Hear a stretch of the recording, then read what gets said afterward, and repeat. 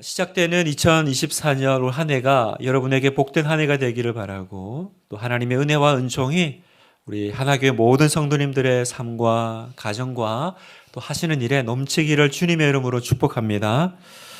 사모하는 마음으로 시작하는 한 해가 되기를 바랍니다. 그래서 또 오늘부터 우리가 이제 3주에 걸쳐서 신년 무릎 기도회로 시작하는데요. 여러분, 이렇게 새해를 무릎으로 시작할 수 있다는 건 내가 하나님의 은혜를 정말로 갈급해 합니다라는 우리의 마음에 또 이렇게 표출이겠죠. 여러분, 우리가 아이들을 키우다 보면 그런 느낌이 있잖아요. 뭔가 이렇게 아이들을 위해서 이렇게 부모님이 갖다 주거나 선물을 줬을 때 아이들이 막 거기에 환호하고 좋아하면 부모님들 어떤 마음이 드세요? 아, 다음에 더 갖다 줘야겠다. 그죠? 뭐 하나라도 더 챙겨줘야겠다. 그런 생각이 확 들죠. 우리 딸이 성탄절 크리스마스 분위기를 되게 좋아했습니다. 뭐 지금도 좋아하고. 그래서 이제 성탄절쯤 되면 뭐 크리스마스 트리 또 뭐 여러 가지 그런 장식들 이런 걸 이렇게 뭐 방 안에 꾸미고 또 달고 이런 거 좋아하더라고요. 근데 제가 이제 어느 한번 프랜차이즈 커피숍에 갔는데 연말 되면 이렇게 커피 이렇게 뭐 모으면 선물 주는 거 있잖아요. 그런데 제가 딱 갔던 그 프랜차이즈 커피숍 뭘 줬냐면 가짜 벽난로 있잖아요. 이렇게 불꽃이 이렇게 막 이렇게 뭘로 하는지 모르겠어요. 하여튼 꼭 진짜 같이 이렇게 나는데 저는 그때 태어나서 그걸 처음 본 거예요. 너무 신기하고 너무 좋아가지고 야, 내가 이걸 반드시 타가지고 내 딸에게 줘야겠다. 왜냐면 너무 좋아하니까. 그래서 그때부터 열심히 마셨습니다. 그거 모으는 거 쉽지 않잖아요. 또 이걸 제가 이제 서프라이즈로 해야 되니까 아무한테도 말 안 하고 목사님들이 커피 마시자 그러면 일부러 거기 가고. 그래서 크지도 않아요. 이만한 건데 결국은 제가 이제 받았죠. 그래가지고 의기양양하게 와, 아빠가 이 놀라운 이 아이템을 구해왔다. 얼마나 좋아하겠어요. 크리스마스 트리 밑에 이렇게 다 올려놓으면 막 진짜 벽난로 같을 거 아닙니까? 우리 아이가 막 그걸 이렇게 받고는 막 좋아하고 기뻐하니까 제 마음이 어떻겠어요? 다음에는 더 큰 벽난로를 내가. 근데 지금 생각해 보면 그거 인터넷에서 중국 거 이렇게 금방 살 수 있는데 나는 그걸 왜 검색할 생각을 못 했을까? 왜 나는 그걸 커피를 마셔서 그걸 내가 이렇게 받아야 된다고 생각을 했을까? 어쨌든 우리 부모의 마음이 다 그렇잖아요. 우리 아이들이 뭐 이렇게 작은 거라도 딱 줬는데 막 너무 기뻐하고 좋아하며 부모 마음은 더 챙겨주고 싶은 거예요. 오늘 우리가 이 기도에 나와서 또 내가 하나님 앞에 기도하고 또 말씀의 은혜를 사모할 때 여러분을 보시는 하나님의 마음이 꼭 그런 마음 아니겠나. 정말 하나님이 작은 이렇게 뭐 하나라도 준비해서 이렇게 은혜를 주셨는데 오늘 그 기도에 나온 여러분들이 그거 받고 뭐 하나님 보시기에 그렇게 큰 것도 아니었던 것 같은데 막 하나님 감사합니다. 너무 좋습니다. 막 은혜가 충만합니다. 그러면 하나님이 다음 주에는 더 기대해. 내가 더 준비할게. 아마 그런 하나님의 마음이실 겁니다. 그래서 오늘 이 신년 금요 무릎 기도에 나오신 여러분을 정말로 주님의 이름으로 축복합니다. 오늘 우리가 예배 드릴 때 환호하고 작은 거 하나라도 하나님 고맙습니다. 감사합니다. 더 사모합니다. 그러면요, 하나님이 원래 주시려고 하는 것보다 더 큰 은혜를 오늘 이 시간 여러분에게 허락하실 줄 믿습니다. 2024년 새해가 밝았는데요. 여러분은 1월 1일 또 어떻게 지내셨습니까? 또 벌써 첫 주가 또 이제 또 지나가잖아요. 여러분 마음이 어떠세요? 올 한 해가 좀 기대가 되십니까? 뭔가 이렇게 좋은 일이 일어날 것 같아요?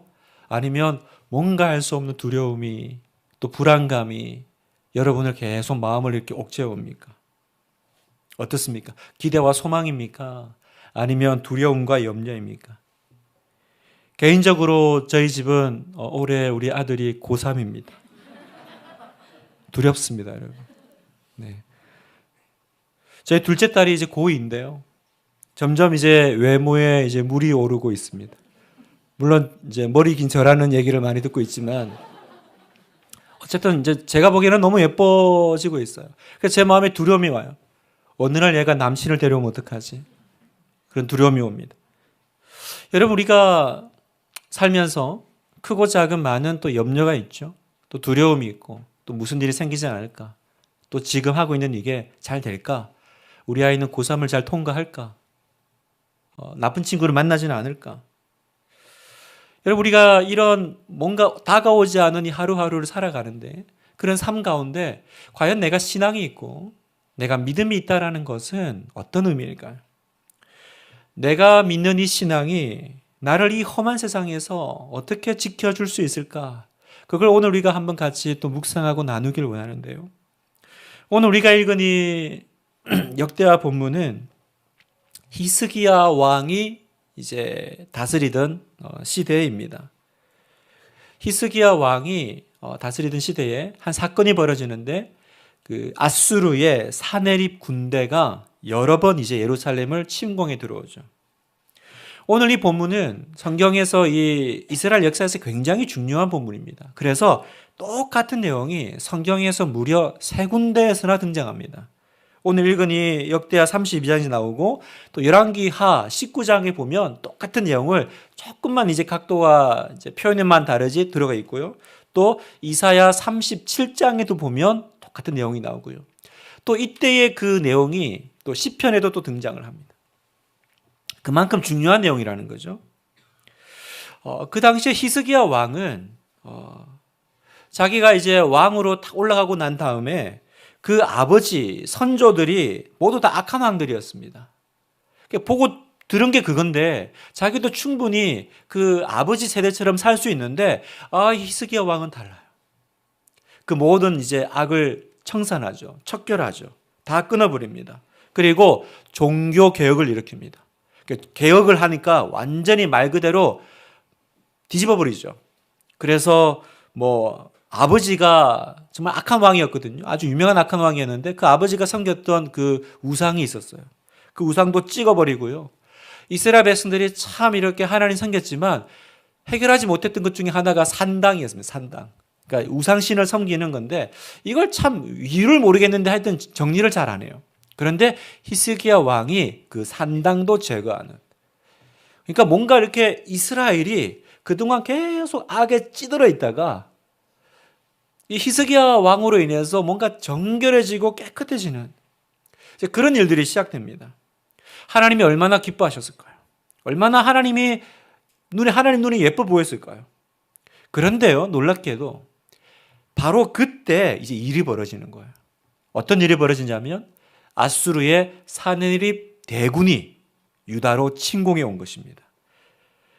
역대하 32장 1절을 보면 이 모든 충성된 일을 한 후에 아수르 왕 사네립이 유다에 들어와서 견고한 성읍들을 향하여 진을 치고 쳐서 점령하고자 한지라. 자, 보면 사네립의 대군이 언제 쳐들어왔냐? 1절에 보면 이 모든 충성된 일을 한 후에 그랬습니다. 이 충성된 일은 뭡니까? 방금 제가 여러분에게 설명드렸던 그 일들이에요. 악을 제거하고 하나님 보시기에 참 좋은 일들을 많이 했죠. 그래서 이 모든 충성된 일이라고 하는 이 앞절에 보면 이제 31장 20절 21절인데요. 어떤 일이냐? 이 모든 충성된 일은 이런 겁니다. 히스기야가 온 유다에 이같이 행하되 그의 하나님 여호와 보시기에 선과 정의와 진실함으로 행하였으니 그가 행하는 모든 일 곧 하나님의 전에 수종드는 일에나 율법에나 계명에나 그의 하나님을 찾고 한 마음으로 행하여 형통하였더라. 이게 이 모든 충성된 일이에요. 히스기야 왕이 하나님 앞에서 그 아버지와 선조들과 달리 하나님 여호와 보시기에, 그죠? 그리고 그의 하나님을 찾고 한 마음으로 온전히 하나님의 말씀을 따라가는 그런 성경에서 말하는 형통한 삶을 살았죠. 그래서 형통하였더라잖아요. 그러면 형통하였으라면 아무 일도 안 생기고 어려운 일도 안 생겨야 되는데 이 모든 충성된 일을 한 후에 뭐가 왔어요? 고난이 찾아온 겁니다. 외부의 세력이 침공에 들어왔는데 어마어마한 침공이 들어왔죠. 여러분, 이게 이제 우리 신앙생활의 어려움이죠. 내가 믿음 없고 죄 짓고 막 그러고 있을 때 어려운 일이 생기면 뭐 그럴 만도 하다. 그렇게 될 수도 있어. 그러겠지만 이건 내가 신앙생활 너무 잘하고 있는데 그러는 거죠. 내가 이렇게 하면 하나님이 기뻐하실 것 같은데 왜 어려움이 생기느냐 말입니다. 새해가 되어서 내가 이제 낭독 성경도 하고 큐티도 하고 또 내가 이제 금요 무릎 기도회도 나가고 뭔가 좀 새롭게 내 삶도 한번 영적으로 단장을 하고 개혁을 하고 이렇게 잘 마음을 다스리고 있는데 그런데 이 모든 충성된 일을 한 후에 내 인생의 사내립이라고 하는 그게 이제 뭔지는 모르지만 여러분의 사내립이죠. 여러분의 인생의 사내립 군대가 덜컹하고 여러분에게 왔을 때의 그 당혹스러움, 그 당황스러움, 그 두려움이요. 제가 아는 그 개척교회 한 목사님이 계시는데 참 어렵게 그 교회를 시작하셨습니다. 거기도 이렇게 지하에 교회를 이렇게 정하고 또 시작하셨는데 뭐 다 그렇듯이 이렇게 비만 오면 물이 새고 참 개척도 너무너무 어려운 거예요. 그리고 또 이렇게 도심지에서 개척을 하니까 주변에서 그렇게 이제 방해와 또 이렇게 참 어려운 일들이 많은 거예요. 막 주민들은 교회 들어오면 집값 떨어진다고 맨날 이렇게 뭐 붙여놓으면 몰래 와가지고 다 떼버리고 이렇게 막 쓰레기도 버려놓고 또 뭐 금요기도 이렇게 하고 있으면 막 밖에 주민들이 와서 그렇게 막 데모 비슷하게 교회 나가라고 교회 와서 너무 시끄럽다고 그래서 한 번은 한밤중에 막 금요기도회 하고 있는데 그 주민들 단체가 들어와가지고 그 설교하고 있는 목사님을 막 끌고 내려가기도 하고요 멱살을 잡기도 하고 그런 일이 벌어졌습니다. 그래도 주님을 위한 고난이니까 참을만 했습니다. 그리고 이 시간들을 잘 이겨내면 또 하나님께서 이 개척교회 축복해 주시겠지. 그래서 또 하루 이틀 또 이렇게 참아가면서 목회를 하고 있는데 어느 날 그 목사님의 그 고등학생 큰아들이 큰 병에 걸린 거예요. 처음에는 머리가 아프다 그래가지고 그냥 뭐 두통약 먹이고 뭐 또 막 몸에 증상이 나타나니까 또 뭐 식중독인가? 그래서 이렇게 뭐 이렇게 발진이 일어나나? 그래서 뭐 이렇게 집에서 약하다가 이제 차도가 없으니까 작은 병원에 갔다가 또 거기서도 안 돼가지고 이제 큰 병원 가서 검사를 해보니까 병명이 급성 뇌수막염이라는 거예요. 그런데 이게 이제 갔을 때가 이미 타이밍을 놓친 거죠. 그러니까 상태가 점점 심각해지는 겁니다. 이 다 큰 아이가 어느 날 보니까 이게 막 이제 증상이 나오니까 마치 이렇게 장애가 있는 사람처럼 막 몸이 이렇게 막 비틀리고요. 몸이 꺾이고 항생제를 투여해도 약이 잘 듣지 않고 상태는 점점 이제 안 좋아집니다. 개척해서 교회도 어려운데 아이까지도 힘든 참 그런 어려운 상황이었습니다. 성도 여러분, 우리가 이런 얘기를 들으면 오던 병도 안 낫게 막아주셔야 되고 뭔가 좀 어려움도 하나님이 좀 생기더라도 처리해 주셔야 되는데 왜 하나님을 섬기는데 주님을 위해서 이렇게 고난당하는데 왜 이렇게 어려운 일이 생길까? 하나님이 함께 하시잖아. 주의 종의 길을 걸어가고 있잖아. 믿음의 사람의 길을 걸어가고 있잖아. 다른 것도 아니고 주님을 위해 헌신하며 살고 있잖아. 그런데 왜 이런 일은 하나님이 안 막아주실까? 여러분 삶에도 이런 아픔이 있지 않아요? 이 모든 충성된 일을 한 후에 우리 삶에는 이게 있습니다. 이 모든 충성된 일을 한 후에 나에게 닥친 사내립이 있다는 거예요. 저도 제 아이가 참 어릴 때 이유 없이 많이 아팠습니다. 그래서 뭐 들쳐업고 응급실에 간 적이 한두 번이 아닙니다. 지금은 이제 다 나서 건강해졌는데 이렇게 막 거품 물고 막 이렇게 의식을 막 잃고 이랬어요. 그러면 막 처음에는 막 회개기도도 하고 또 나중에는 막 살려달라고 막 기도하다가 어느 순간 약간 이렇게 마음에 분노가 생기는 거예요.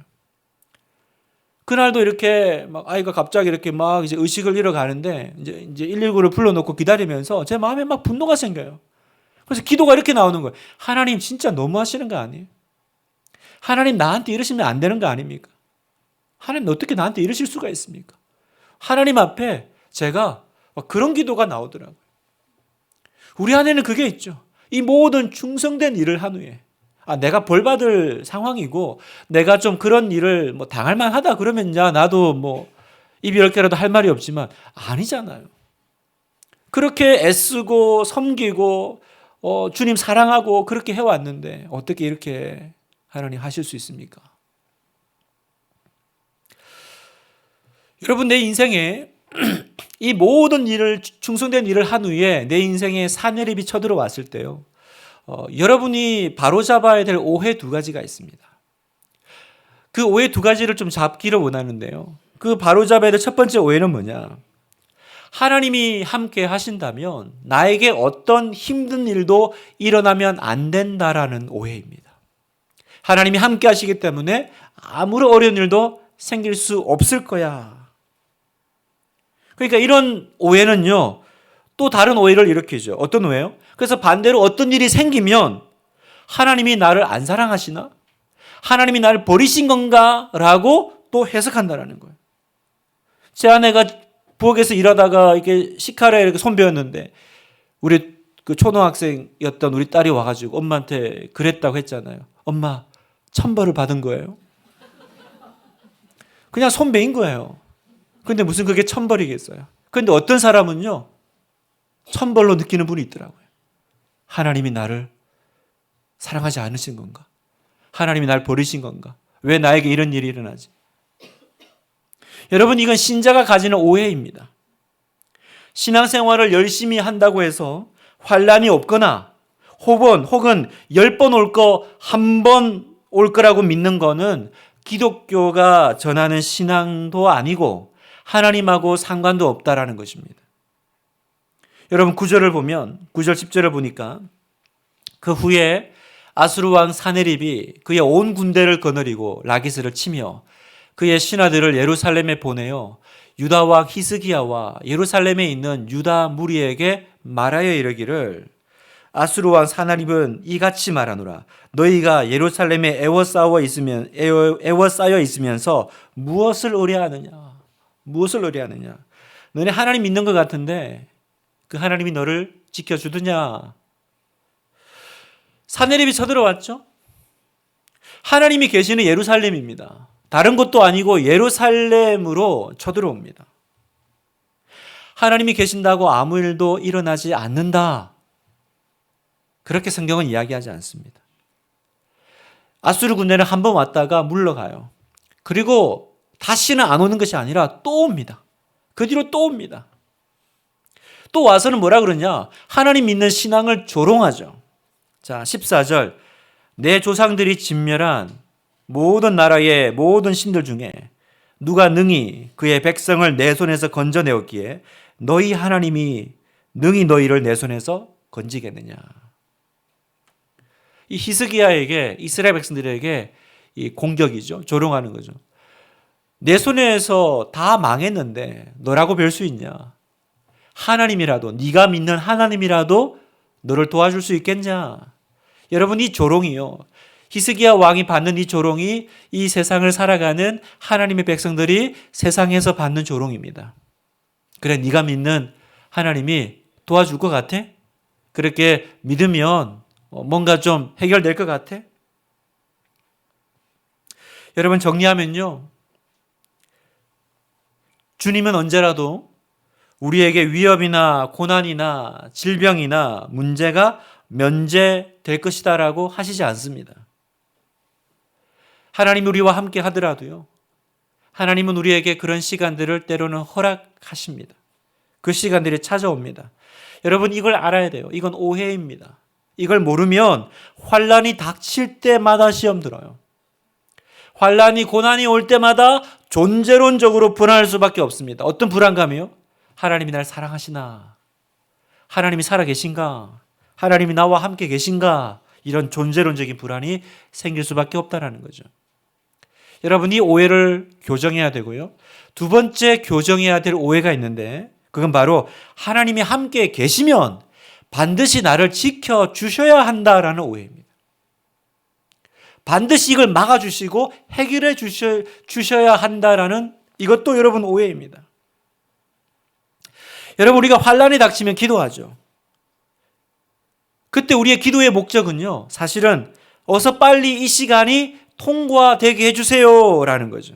빨리 끝나기를 바라는, 시련이 빨리 끝나기를. 그래서 신앙생활, 나에게 있어서 기도 생활이라는 거는 다른 말로 하면 약간 그 액땜만 막는 부적같이요. 내 삶에 아무런 나쁜 일도 생기지 말아야 해. 그걸 세상 사람들은 뭐 부적이나 뭐 그런 걸 쓴다면 나는 그 자리에 뭘 써요? 하나님 쓰는 거예요. 그래서 하나님이 있으면 하나님의 이름으로 기도하면 그런 게 설령 오더라도 해결되어야 되고, 그죠? 빨리 끝나야 되고 정리되어야 되는 거죠. 여러분, 이건 오해입니다. 하나님은 나의 모든 문제를 해결하실 수 있죠. 여러분, 아멘입니까? 오늘 저녁에라도 주님은 그 문제를, 그 질병을, 나의 그 상황을 해결하실 수 있는 전능하신 하나님이신 줄 믿습니다. 그러나 또 동시에 그 하나님은 그 문제를 해결하지 않으실 수 있는 주권과 자유도 그분께 있다라는 걸 알아야 한다는 거예요. 이건 하나님의 뜻 안에 있는 거예요. 우리의 고백은 하나님, 주님은 내 수호신입니다. 이게 아닙니다. 주님은 나의 부적입니다. 이게 아닙니다. 우리의 고백은 뭐여야 돼요? 나의 주인이십니다. 나의 주님이십니다라는 거예요. 여러분, 주님이라는 건 뭡니까? 그분이 지금 내 문제를 해결해 주시던 해결해 주시지 않든 상관없이 언제나 주님은 선하시고 언제나 주님은 옳으시고 내 뜻이 아니라 당신의 뜻대로 되기를 원합니다. 이게 주님이라는 고백 속에 담겨 있는 우리의 진짜 믿음의 고백이죠. 믿음이라고 하지만 결국은 내 뜻대로 돼야 되고 내 뜻대로 되지 않으면 하나님도 싫어. 내가 원할 때 움직여주지 않으면 하나님도 싫어. 그게 어떻게 나의 주님이시겠어요, 여러분? 여러분, 이걸 인정해야 믿음입니다. 내가 믿음이 있다라는 건 그 믿음은요, 내 뜻대로 될 줄 믿습니다. 이게 믿음 좋은 게 아니고 믿음이 있다라는 건 뭐예요? 언제나 주님의 뜻이 이루어지기를 원합니다. 이게 믿음이 있는 겁니다. 여러분에게 바른 믿음이 있으십니까? 여러분의 믿음 좋음은 내가 믿기만 하면 내 뜻대로 하나님은 움직여 주실 거야. 그리고 해결해 주실 거야. 아멘이죠. 하나님은 그렇게 하실 수 있는 능력이 있으십니다. 그러나 그 결정권은 나에게 있지 않다라는 걸 인정하는 것이 믿음이고요. 더 나아가서 내가 이걸 원하지만 그러나 우리 예수님처럼 나의 뜻대로 마시고 아버지의 뜻대로 되기를 원하나이다. 그 고백까지 나아가는 거, 그게 진정한 믿음일 줄 압니다. 사랑하는 성도 여러분, 우리가 이 두 가지 오해를 바로 잡으면요, 그 사람 안에 나타나는 한 가지 증상이 있어요. 그게 뭐냐면 그 사람의 그 마음이 온유해집니다. 성격이 온유해져요. 마치 그 어린아이가 그냥 부모님의 처분을 바라면서 그냥 그렇게 부모님의 얼굴을 바라보면서 앉아있는 것처럼, 그렇게 이 두 가지 오해가 해결되면요, 어떤 그 삶의 역경의 바람이 불더라도요, 그 사람은 굉장히 온유한 마음 상태를 유지하게 돼요. 하나님이 나와 함께 계십니다. 그 얘기는 하나님이 함께 계시니까 이제 나에게는 어떤 어려움도 없을 거야, 그 뜻이 아니라 나에게 일어나는 모든 고난과 어려움은 하나님의 통제와 하나님의 다스림 가운데 있다라는 것을 믿기에 내가 안심이 되는 거죠. 안심이 되니까 어떻게 돼요? 내 마음에 풍랑이 갑자기 잦아들어요. 그리고 내 마음이 온유해집니다. 평안해진다는 거예요. 여러분, 이게 신자가 되었다는 거죠. 여러분, 믿는다라는 건 그 전능하시고 전지하신 만물을 통치하신 하나님께서 나의 모든 삶을 나는 예측할 수 없지만 그 예측할 수 없는 나의 앞날을, 나의 2024년을 주님이 잡고 계시기에 나는 두렵죠. 왜? 그 시간을 모르고 달려가야 되니까. 그러나 나는 그 시간을 통과하지 않았다 할지라도 그건 하나님의 손안에 있으니까 안심해도 되겠다. 그 온유함이 들어올 때 바로 이 사람은 믿는 사람이다라는 거예요. 사랑하는 우리 하나교회 성도 여러분, 온유한 자가 되십시오. 올 한 해 온유한 자가 되시기를 주님의 이름으로 축복합니다. 어떠한 여러분의 밖의 상황은 풍랑과 바람이 일더라도 내 영혼 평안해. 우리 그 찬양 있잖아요. 내 영혼 평안해. 왜 그렇습니까? 이 모든 건 하나님의 통제와 하나님의 다스림 안에 있다라는 것을 내가 알고 믿기 때문에 그런 거예요. 그래서 여러분, 하나님이 함께 하심이라는 정의는요, 오늘 우리가 다시 그 정의를 내리기 원하는데, 하나님이 나와 함께 하셔서 형통하다. 그런데 역대하를 32장 가면 그러나 이 모든 충성된 일을 다한 후에 사내립이 쳐들어오잖아요. 함께 하셨는데 형통한데 왜 사내립이 쳐들어왔을까? 이걸 오늘 우리가 다시 한번 정리를 한다면 하나님의 함께 하심의 의미는 단순히 하나님이 우리를 위험으로부터 지켜주신다라는 것이 아니라 나를 하나님이 목적하시는 어떤 지점으로 이끌어 가신다 이 뜻입니다. 하나님이 함께 하신다라는 건 함께 하시기 때문에 아무 일도 안 생기는 것이 아니라 하나님이 그 와중에도 나를 이끌어 가신다라는 거예요. 어디로요? 하나님이 목적하신 그 아름다운 이야기의 결말로 이끌어 가신다는 거예요. 그러니까 이걸 모르는 세상은요, 우리를 보고 뭐라 그럽니까? 야, 참 바보 같다 그러는 겁니다. 참 인생 참 손 놓고 산다 이렇게 얘기를 듣는 거죠, 우리가. 오늘 읽은 성경에도 그렇게 얘기하죠. 역대하 32장 15절에 같이 한번 읽을까요? 그런즉 시작. 그런즉 이와 같이 너희는 히스기야에게 속지 말라, 꾀임을 받지 말라, 그를 믿지도 말라. 어떤 백성이나 어떤 나라의 신도 능히 자기의 백성을 나의 손과 나의 조상들의 손에서 건져내지 못하였나니 하물며 너희 하나님이 너희를 내 손에서 건져내겠느냐 하였더라. 하물며 너희 하나님이 너희를 내 손에서 건져내겠냐. 또 19절에도 보면 그들이 예루살렘의 하나님을 비방하기를 사람의 손으로 지은 세상 사람의 신들을 비방하듯 하였더라. 하나님을 비방하기를 마치 이렇게 우상 비방하듯이 그렇게 조롱하는, 무슨 얘기입니까? 야, 이 바보야. 세상 그러면 쓰나? 그렇게 해서 세상 어떻게 사니? 하나님만 믿으면 다 돼? 뭐 그냥 엎드리면 돼? 뭐 기도만 하면 돼? 그러다 죽어 이거죠. 이 답답아. 그러다 죽어. 여러분이 지금 세상에서 믿음으로 살아가려고 하면, 기도하려고 하면 반드시 이 이야기를 들으실 겁니다. 이 바보 멍텅구리야. 이 답답아. 그러다 죽는다 너. 그때 그 조롱을 받았을 때 히스기야는 뭘 합니까? 자, 20절에 보니까 같이 읽겠습니다. 시작. 이러므로 히스기야 왕이 아모스의 아들 선지자 이사야와 더불어 하늘을 향하여 부르짖어 기도하였더니, 이러므로 그렇게 조롱하고 비방하니까 이러므로 어떻게 됐어요? 함께 분내면서 그러게 하나님 뭐하고 계시지? 이렇게 함께 믿음을 떠난 것이 아니라 뭐 했어요? 하늘을 향하여 부르짖어 기도하였더니. 하나님 나한테 이러시면 안 되지. 하나님 어떻게 나한테 이러실 수 있어요? 그렇게 하나님께 등 돌려 부정하고 원망을 쏟아놓았던 것이 아니라 하나님을 향하여. 여러분, 하나님을 향하여 등 돌리지 않는 것이 신앙생활인 줄 믿습니다.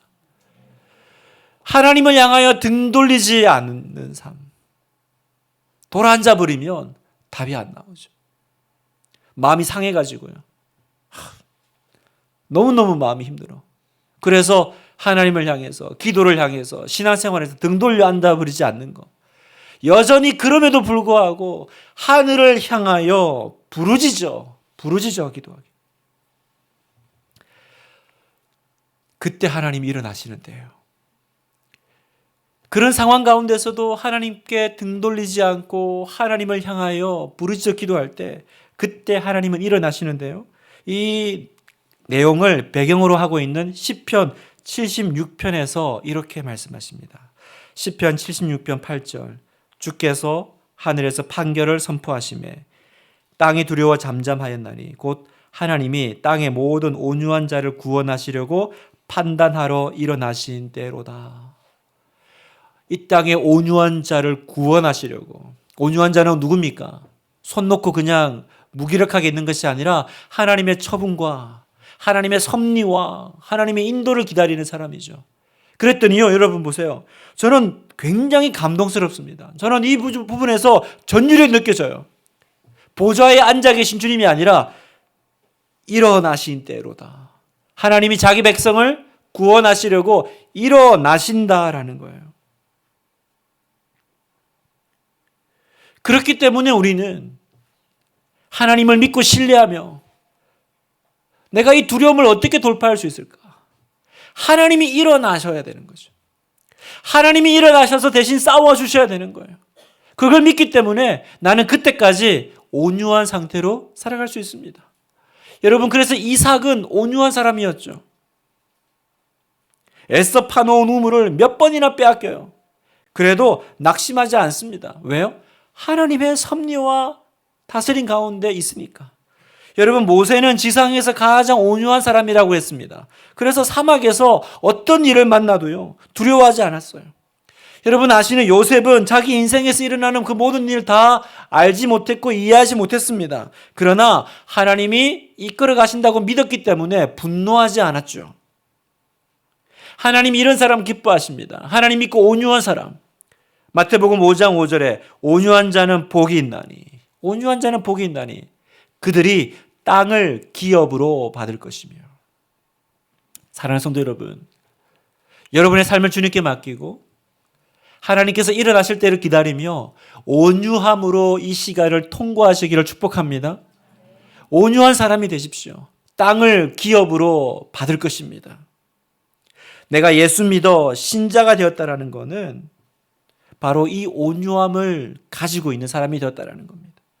이게 없다면 우리는 항상 하늘을 향해, 사람을 향해, 환경을 향해 부르짖어 기도하는 것이 아니라 우리는 분노할 겁니다.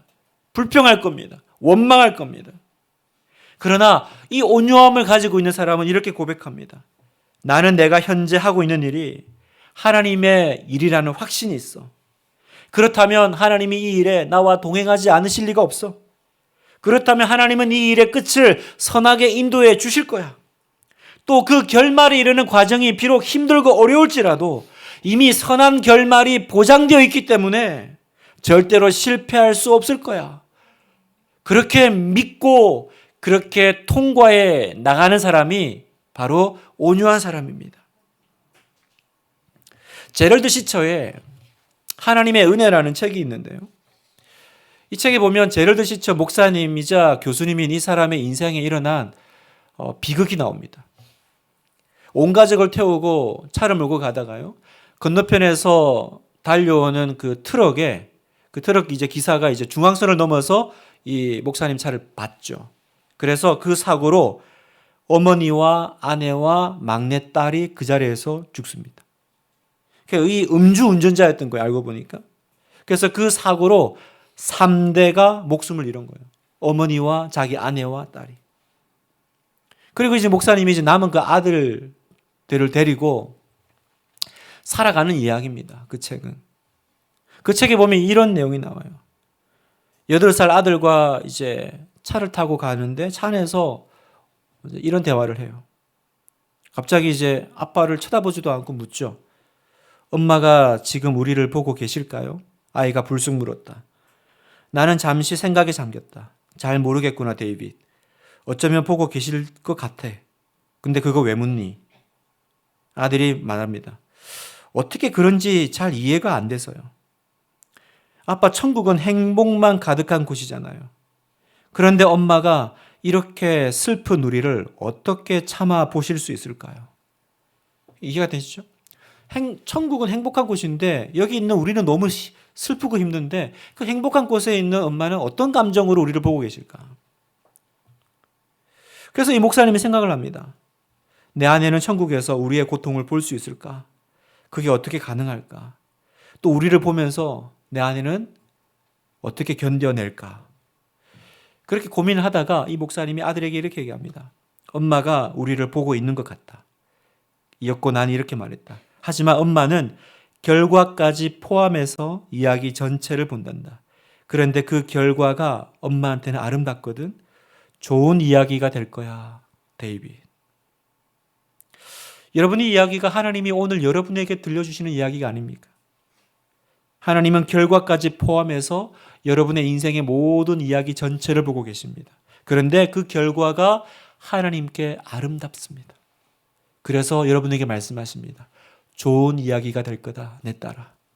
좋은 이야기가 될 거다, 내 아들아. 오늘 말씀을 마무리하면서요. 우리는 이 사내립 군대가 쳐들어온 이 이야기의 끝을 알고 있습니다. 역대하 32장 21절. 여호와께서 한 천사를 보내어 아수르 왕의 진영에서 모든 큰 용사와 대장과 지휘관들을 멸하신지라. 아수르 왕이 낯이 뜨거워 그의 고국으로 돌아갔더니 그의 시내전에 들어갔을 때에 그의 몸에서 난 자들이 거기서 칼로 죽였더라. 결국은 하나님께서 그 끝에 서 계시기 때문에, 하나님께서 그 백성의 삶을 인도하시기 때문에 하나님은 승리하셨습니다. 하나님은 그 백성의 삶을 인도하셨습니다.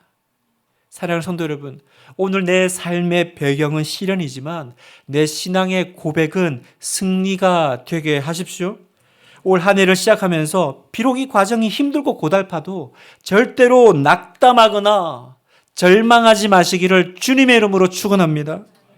내 인생은 하나님의 완벽한 일정표 위에 서 있다라는 것을 믿으시기를 축복합니다. 제가 초반에 얘기했던 그 개척교회 목사님의 그 뇌수막염 걸린 그 아들 어떻게 됐을까요? 그래서 그 아들을 이제 대학병원에 입원시켜 놓고요. 그렇게 아무 그냥 차도도 없이 그냥 지나는 거죠. 아버지가 생각날 때마다 한 번씩 와서 아들 위해서 기도해 주는데, 어느 날 아버지가 아들한테 와서 이렇게 얘기를 하는 거예요. 아들아, 너 이제 낫겠다. 그러더라는 거예요. 갑자기 뜬금없이 아빠가 낫겠다 이러니까요. 얘기를 들어보니까 아버지가 아들을 위해서 집에서 기도하다가 꿈인지 환상인지를 보신 거예요. 내가 꿈에 너를 봤어. 근데 네가 보니까 팔뚝에 그 핏줄이 막 터질 듯이 막 부풀어 있는데 직감했다는, 저게 터지면 이제 내 아들이 죽는 거구나. 그래서 저게 터지면 안 되는데. 근데 터질 것 같더라는 거예요. 저게 터지면 죽는데. 그런데 갑자기 하늘에서 큰 팔이 하나 내려오더니 그 아들의 팔에 주사를 놓더라는 거예요. 그러니까 갑자기 그 부풀어 터질 것 같은 핏줄이 가라앉으면서 이렇게 싹 사그라들더래요.